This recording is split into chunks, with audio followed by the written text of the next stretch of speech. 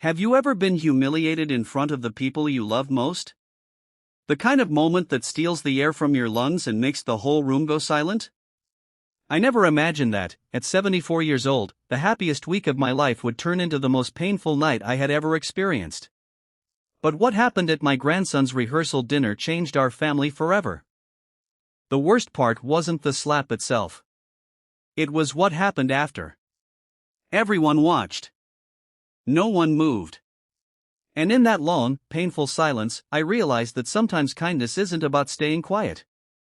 Sometimes kindness means having the courage to walk away from people who no longer value your love.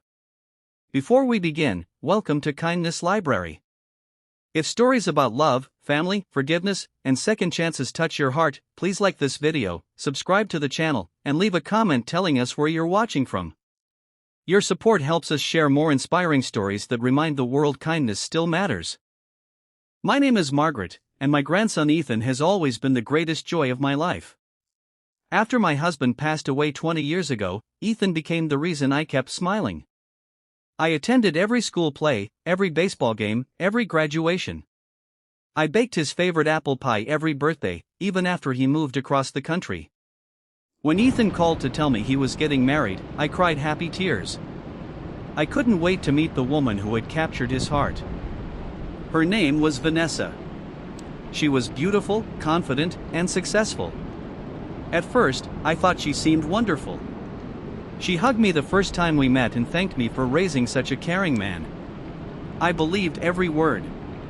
As the wedding plans continued, little things began to change. Vanessa became controlling. She criticized the flowers, the music, and even the family traditions Ethan wanted to keep. Every suggestion from our family was quickly dismissed. I stayed quiet because I wanted peace. I kept telling myself weddings are stressful and everyone gets overwhelmed. The rehearsal dinner was held at a lovely restaurant overlooking the lake. The room was filled with laughter, candles, and smiling faces. I wore my favorite blue dress, the same one my late husband had always loved. I had prepared a small surprise for Ethan. It was an old leather journal filled with family stories, photographs, recipes, and letters from generations before him. I wanted him to remember where he came from, no matter where life took him. As everyone gathered around, I stood to present the gift. Before I could finish my first sentence, Vanessa interrupted. "We really don't have time for another emotional speech," she said with a forced smile. The room became quiet. I smiled gently and said, "It will only take a minute, dear." She rolled her eyes. Then something happened that I will never forget. She walked over, grabbed the journal from my hands, shoved it back toward me, and slapped my face. "Stop trying to make this wedding about yourself," she snapped. The sound echoed across the room. My cheek burned, but my heart hurt far more. I looked around expecting someone to defend me. No one did. Some guests stared at their plates. Others looked away. Ethan stood frozen, unable to speak. Without saying a word, I picked up my purse and quietly walked out. I cried all the way home. That night I opened every folder containing the wedding payments I had made. I had paid for the rehearsal dinner, the honeymoon suite, the live band, and most of the reception because I wanted to give Ethan the wedding of his dreams. By sunrise, I had canceled everything that belonged to me. I didn't do it for revenge. I did it because respect matters. Kindness should never require accepting abuse. The next afternoon my phone rang nonstop. Ethan was crying. "Grandma, everything is falling apart. The hotel canceled. The band canceled. The venue says the remaining balance is due immediately." I quietly answered, "Those were my gifts to you." Gifts are given with love. Love cannot exist where respect is missing. There was silence. Then he whispered, "I'm sorry."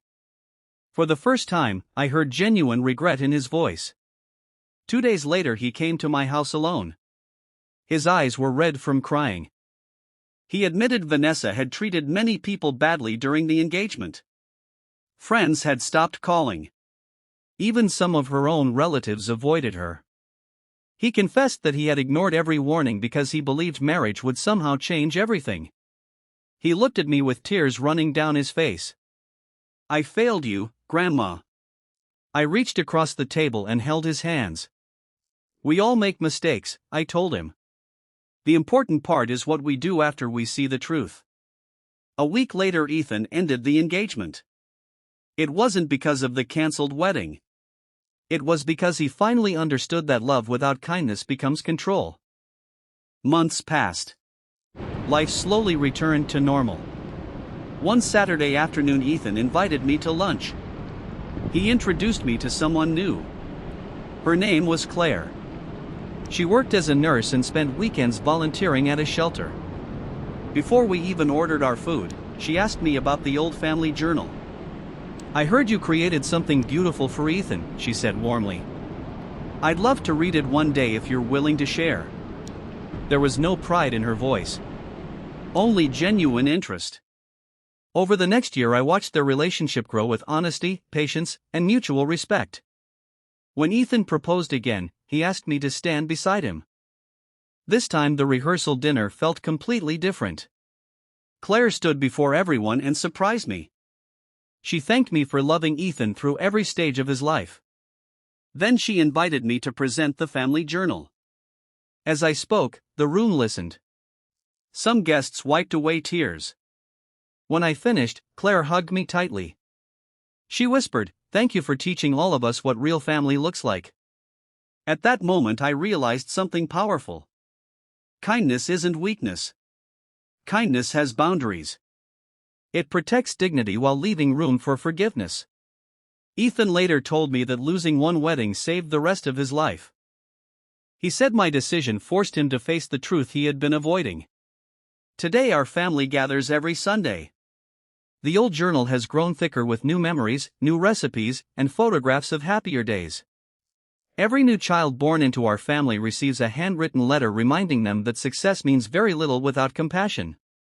Looking back, I don't remember the sting of the slap anymore.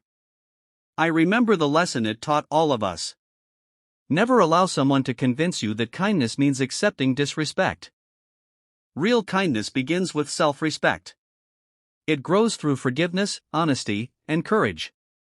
And when one person chooses compassion over bitterness, an entire family can find its way back to love. If this story touched your heart, remember that even the smallest act of kindness can change someone's future. Treat the people you love with patience, speak with respect, and never miss the chance to lift someone up. The kindness you give today may become the hope that carries another person tomorrow.